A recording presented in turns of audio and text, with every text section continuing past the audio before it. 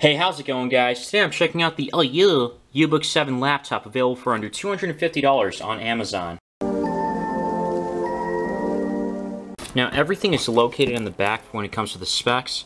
The most important ones is that it's got an LCD 14.1 inch IPS 1920 by 1080 resolution Full HD, an Apollo Lake N3350 Intel Celeron processor, an Intel HD Graphics 750 MHz processor, 4 gigs of RAM, 32 gigs of internal storage, a 5000 mAh battery, 2 stereo speakers, a front 2 megapixel camera, and then the dimensions on the bottom, 329 by 217.5 by 25 millimeters.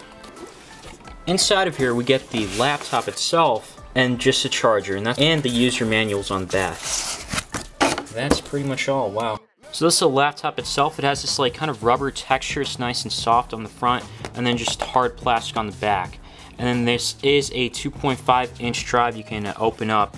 And I was just reading the manual, and it says here that it supports up to a 500 gigabyte SSD, I'm assuming, or SATA drive. On one side you have the USB port, RG45 port, another USB port, 3.5 millimeter headphone jack, and then a micro SD card slot. Then you got a speaker grill on the bottom here. That's just one of the two. I believe the other one is located here on the other side, on the opposite corner. So, I mean, unfortunately it's not on the top front, but I guess beggars can't be choosers. And this doesn't seem too thick compared to other laptops I've seen. It does feel like it weighs about 5 pounds. That's usually about what the average laptop is. It could be a little less, but it seems pretty easy to carry around. I'll definitely test this out when I go to class and everything. I'll probably have an update video, but that's beside the point. The other side you have the, I believe this is the charging port, and then a USB 3.0 along with an HDMI port. So after trying this out for a few days, I gotta say it's kind of interesting to say the very least. So one thing I was expecting to happen is the RAM being used up, because there's 4 gigabytes of RAM on here. That may seem a little low, but then again, I used a laptop that had 2 gigabytes of RAM prior to this, but again, it was going for almost half the price that this is. But either way, 4 gigabytes of RAM isn't bad at all. I thought it was going to be filled up with, based on the things I was doing, I was having more tabs open using the Quantum browser, Quantum Firefox, whatever you want to call it. But no, it's actually running completely fine with 4 gigs of RAM. It never got fully utilized. Maybe when we try some games out, it might. But what was getting used up was the CPU. It's the Intel Celeron N3350 clocked at 1.1 gigahertz. It can go all the way up to 2.4 gigahertz. So it's a little weird, because I do tend to notice some slowdown when we go ahead and try to just go on YouTube or something, and then I have another tab open. I think I had like 4 tabs open in total. And the screen is pretty nice to watch videos too, because it's a 1920 by 1080 display Full HD, and the bezels are actually not too thick. The actual dimensions of this is relatively thin. It's slightly thicker than the OYYU Megatron 2, if you guys saw that other video I made the other day. It's a little thicker, but overall the dimensions, it's smaller. So I gotta say that's pretty nice, because it'll be easy to put inside of a backpack, easy to carry around. I went to do computer information systems. The speakers on the bottom, they sound pretty tinny, they don't get too loud. So this laptop can play videos in 60 frames per second at 720p. You can also play videos in 1080p, but 60 frames a second will be lagging. You'll notice more freeze and stutter, which is unfortunate. And even sometimes at 1080p without the 60 frames per second, you can start to notice a bit of stutter and lag. But you can see the CPU is being used up at 100% constantly when I was just playing that video. The brightness on this laptop, it actually gets decently bright. Like this is actually pretty nice if you can hold on to this, but if you hold on to this or keep it at 100% the whole time and you have best performance on, then of course the battery life is going to get deteriorated quickly. This isn't enough to use outside in sunlight. I'm going to take a good guess on it because it doesn't look too bright, but it is alright. And the battery life is actually pretty nice. It has a 5000 mAh battery inside of this, and I was able to get actually about 5 to 6 hours of battery life the other day. Now again, I had brightness set to 25%, and then I had best battery life on, so like battery, I think that's technically speaking that's battery saver. You can adjust it down here, or you can have it to best performance when you're playing a game or something, but we'll check out games in just a moment. Keyboard is pretty nice, fast and responsive. There's good feedback. It's actually a little thicker than some other ones that you may have seen, or other laptops, or 2-in-1s if you want to call them, at this price point. So this feels much more legit, and the trackpad is very responsive too. You can zoom in and out, and it's a lot more smooth than some other laptops I've tested out. Alright, there's the front 2-megapixel camera. That's me. What's up, guys? And it's very shaky. It's not smooth at all. This might not be good enough for a Skype call or whatever it is, but regardless, I guess it's there if you need it, and the quality is tolerable at best. I can barely read Canon on here. I can't read the other stuff, so that's just how it is. But I mean, you can see my face.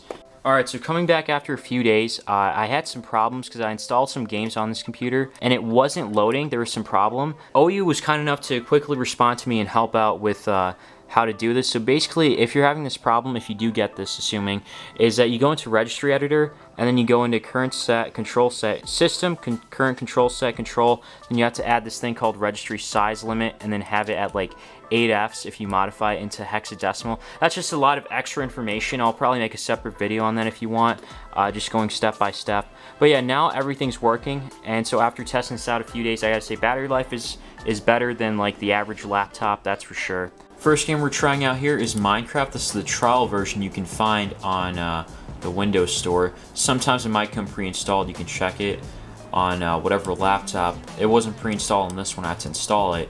And so far, everything looks pretty smooth. I have the graphics set to nearly max, I want to say. If we go into video here, everything looks perfectly fine.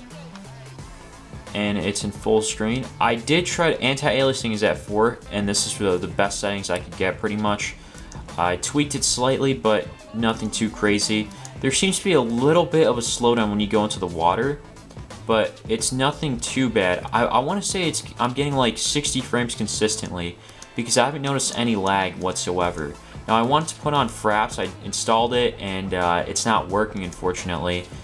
So I don't know why it's not overlaying on like games. So that's the unfortunate thing. So I do apologize about that. But I guess you can just take my word for it, and you can kind of see the gameplay that things are running relatively smooth.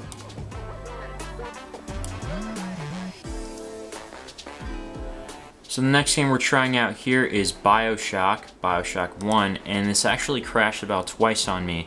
Now I have it set to 1024 by 768, and the graphics are set to low, except texture details is medium. It was working at 720p, but as of right now, for some reason I can't get it to load. When I do try to change it, it just crashes. And so far everything seems to be working fine. Like the frame rate, I can't tell the frame rate, but overall it seems smooth and playable. Yeah, overall this is definitely playable.